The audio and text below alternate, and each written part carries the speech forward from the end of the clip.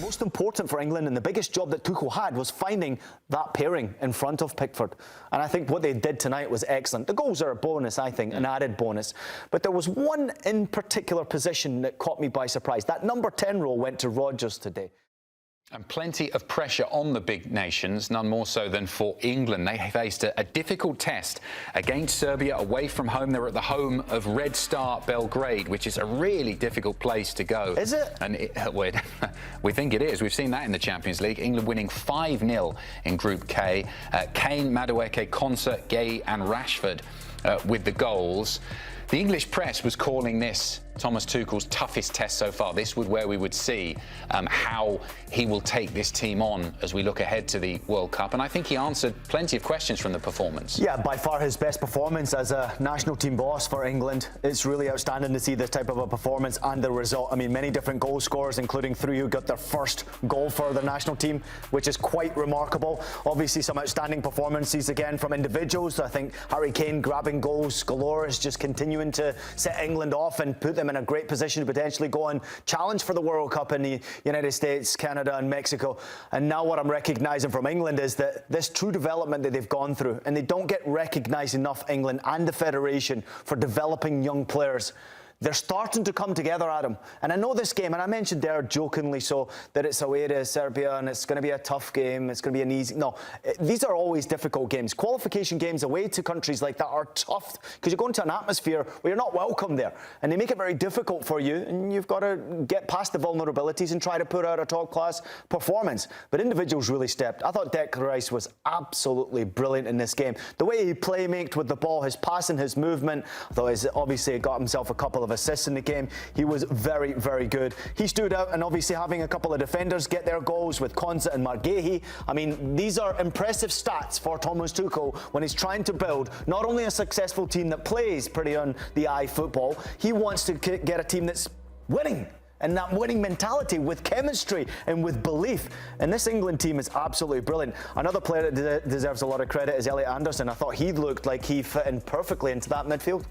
We talked about Tuchel. We said it was his biggest test yet. Was this the most impressive performance that he's got out of an England side yet? Because when you looked at the 2 games, I mean, Andorra was the easy game, wasn't it, compared to Serbia?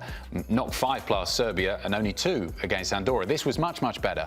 Yeah, much better, more flowing, obviously, belief. And you also need to have the game go your way. You need a little bit of luck and fortune. You've missed some chances previous to getting the opening goal, and then all of a sudden it just rolls for you. This is the kind of performance that England really needed under Thomas Tuchel. And I think to bleed confidence, but you look at the names on the back of the jerseys, they're individually brilliant, England. I mean, their squad is absolutely stacked. The players coming off the bench looking to have an impact. I mean, the names simply don't lie. Look at the players on the bench.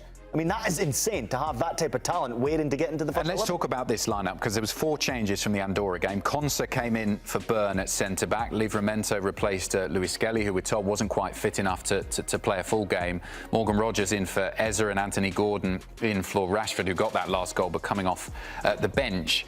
For me, there was quite a lot of question marks, and I don't think Thomas Tuchel is quite sure about his first-choice centre-back pairing. I mean, Dan Burn, for me, I'm a Newcastle fan. He's obviously done brilliantly for us, but he doesn't fill me with too much confidence having him as a starting centre-back going into a World Cup. I think Konsa and Guehi, they both scored. That should be the first choice. Very good in possession of the ball as well. Limited the opportunities, not a single shot on target coming from Serbia away from home. That's quite ridiculous. I think defensively, Livramento and James getting their opportunity in front of Pickford alongside that back 4. I think it's quite nice. It looked pretty good. And the one thing you need to do is you try to make it a little bit more difficult for Thomas Tuchel to leave you out of this team, because he's kind of rotating in many different positions to find the players that fit his system, the players that play well for him, and the players that play well as a group. This looked like a terrific performance. And then you also look at the impact from players who came off the bench. I know Marcus Rashford obviously got his goal from the penalty spot, but he should have scored moments before that. Good goalkeeping save after a brilliant run from him. They're a dangerous team, and I think they're starting to recognise defensively, if you can get Pickford to the best of his game, I think you've got a really outstanding goalkeeper there. Very vocal, very aggressive, loves the comedy. I get it. Saves penalties as well. Saves great penalty kicks, which England absolutely need when it comes to a major tournament. But I think it's most important for England, and the biggest job that Tuchel had was finding that pairing in front of Pickford.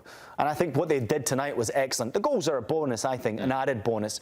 But there was one in particular position that caught me by surprise. That number 10 role went to Rodgers today. And he put out a brilliant performance. And he won't get spoken about too much for playing in that number 10 position, because obviously you want to see more statistics from your number 10, get a goal, get a couple of assists and all these types of things. But he had one assist for the Madueke goal. And for anybody out there who hasn't seen the goal, go check this out. This is instinctive, the way he sort of flicked it on. Pass into him, came in from Anderson, little flick on, instinctively knowing where Madueke was. One of the best goals that England actually scored on the night. And it was all down to what Rodgers did in midfield. I think he's put himself into a real good position now going forward. Now it's up to you as a team. When you're bringing that unit together and they perform like that, now you're in. You've got to try and stay there. Rodgers was class. Harry Kane was class once again. Got things going with the opening goal. Another international goal for him. I think the question for me, and there are some obviously brilliant England strikers over the years who might have something to say, but 109 caps, 74 goals and 19 assists.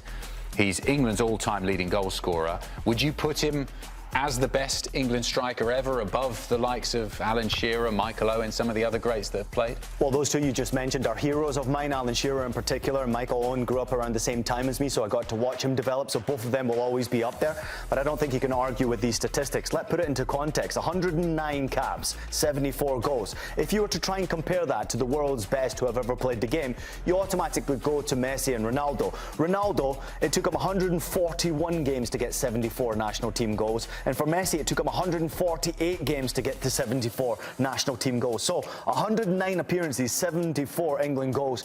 It's quite ridiculous. Now, Michael Owen criticised the move for Harry Kane to go to the Bundesliga and why on earth you would give up the opportunity of being the Premier League's all-time goal scorer.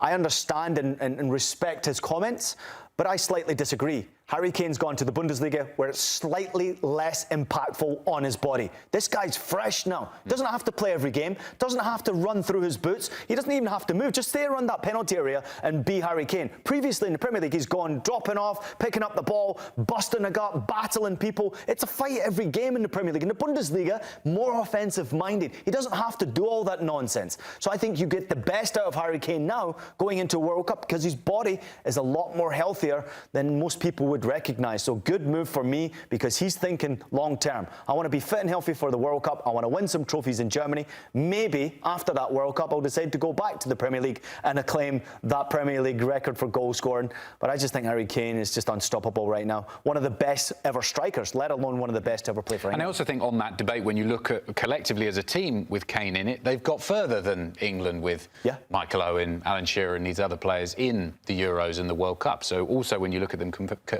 collectively, he's done better as well. What a player. Another great performance from him and a good performance from his team, winning 5-0 England against Serbia. Time for a short break here on Scoreline. We've got more World Cup qualifying reaction next, including France, Portugal and a free-scoring Norway. You can say that again.